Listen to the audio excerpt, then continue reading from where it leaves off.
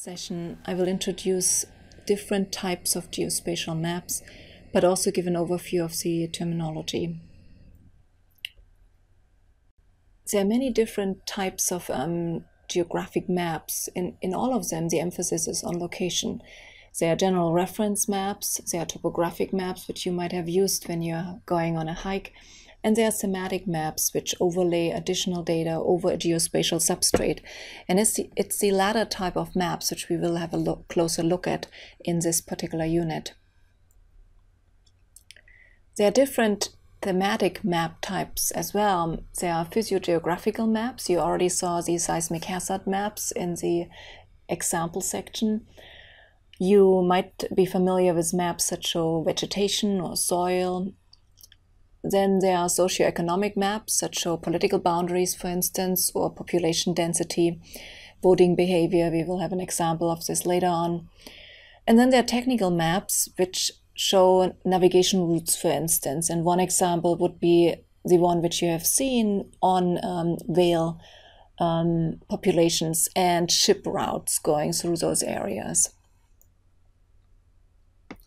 If you represent geospatial data, then you can either have information on addresses, that's the most detailed information, or zip codes, or in the US, census blocks, or congressional districts are very important, especially if you work with governmental agencies.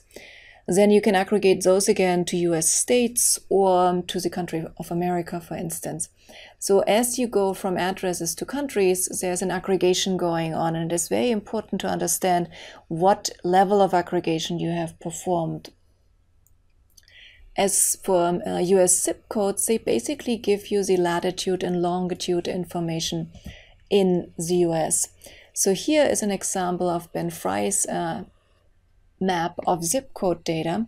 And so if you click in here, you will see that zip codes which start with 1 are up there, and 1, 2, 3, 4, 5 happens to be Schenectady in New York. And if you're interested to know our zip code here, it's 47401, which is Bloomington, Indiana. This is the place where I'm recording this from. But you can also just explore the area in which certain zip codes are. And again, so this is the zip codes which start with 4, those which start with 5, much larger area covered, 6, 7, 8, really large area, and 9, all the West Coast. So all these different types of geospatial data can be then mapped to latitude, longitude information. Some words to terminology used in cartography, geography. There is the geocode, which is the location of a record in terms of an address or census tract, etc. There is the geographic coordinate set. So these are the latitude, longitude values for a certain point on the surface of the Earth. Geodesic refers to the shortest distance between 2 points on the surface of a spheroid, and great circle corresponds to the shortest distance between 2 points on Earth. So that's a circular line which runs around the Earth at its fattest point. Gazetteers allow you to take a list of geographic places, so geocodes, and to get all geographic coordinates for those. And Ted Polly in the hands-on session this week will show you how to use this Yahoo geocoder to do exactly that. Let's look at some map types. There are proportional symbol maps and choropleth maps. Proportional symbol maps here on the left allow you to take an additional data attribute and to size and color or shape code data overlays according to one or more data attribute values. It requires that the data can be aggregated to points within an area. So for instance, you could have the number of cancer cases per city, for instance, or the number of cars for cities. But you should not use it for densities or ratios or scales. So population density, for instance, should be rendered as a choropleth map, those on the right-hand side here. Here, using this map type, each artificial collection unit, for instance, states or sensor tracks, are color-coded according to the data value. On this map here, country codes of the world, you have size-coded the type font of different country codes. So US standing for US, IN standing for India, and the fine print down here gives you information on the abbreviations used in the map and the corresponding country names.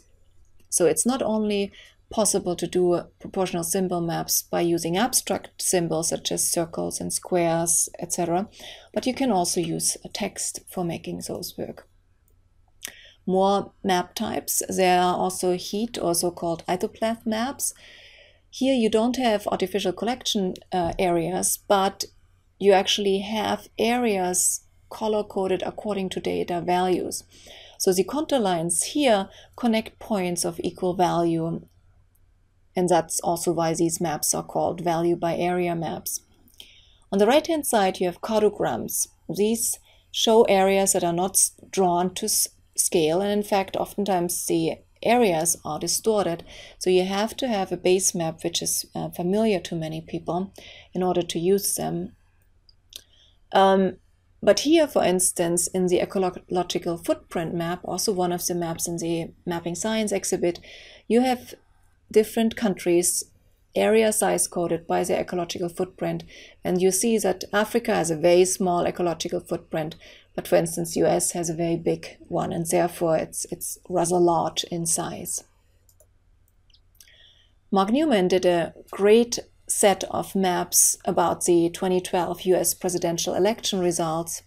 So here you have the US states color-coded in red if a majority of their votes was for the Republican candidate, Mitt Romney, and they're color-coded in blue if they voted for the Democratic candidate, Barack Obama. On the left, you have the normal area size coding. On the right, the states are size coded according to their population, the number of people which live in those states. Interestingly, the presidential election is not decided on the basis of the number of people who vote for each candidate, but on the basis of the Electoral College, and there's more information behind that link. And so that gives a small but deliberate bias in favor of less populous states. So they have an advantage here. Also, if you zoom into the different states and basically map the data by county, you see that you get a very different picture. So going back and forth, you see that even though that area is totally blue, you actually have quite a mixed picture if you zoom in terms of resolution. Also, here the color scale ranges from red for 70% or more Republican to blue for 70 or more Democrat, and then there's purple in between. And so if you then look at a cartogram map using the color coding I just explained, you get a quite different picture. It's much more mixed. So there are areas with various shades of purple, and even though there are some strongly democratic areas visible, they're mostly in larger cities. There are also some strongly Republican areas, but most of them have relatively small populations and hence appear quite small on this map. Two more map types. There are flow maps, which help to overlay paths that intangible or tangible objects take to get from one geospatial place to another. Intangible objects might be ideas or innovations, whereas tangible objects might be people or products. And you can size code the thickness of these lines to indicate capacity or speed. On the right-hand side, you see so-called space-time cubes. In the easiest way, they are basically different layers. The lowest layer might be the early time, top layer, the most recent time. And then you can display densities and locations in those. Here on the lower right, you have an entire conference, the so-called vLearn 3D conference, mapped over space and time. Attendees at this conference start out in the vLearn world, in the center world. Then they go to the vLearn world and then enjoy some breakout sessions in 5 different worlds, coming back to the vLearn world for a closing ceremony. If you zoom into the map, then you see that the color coding is done by time of the day. So there were first visitors between 11 and 12, checking out passwords, checking out the world, trying to find where all the different talks are happening. But then the conference starts at noon, and a purple trail is used to show the teleporting of the many, many attendees to the vLearn world. And then later on, people distribute across these breakout sessions and then come back for the closing ceremony.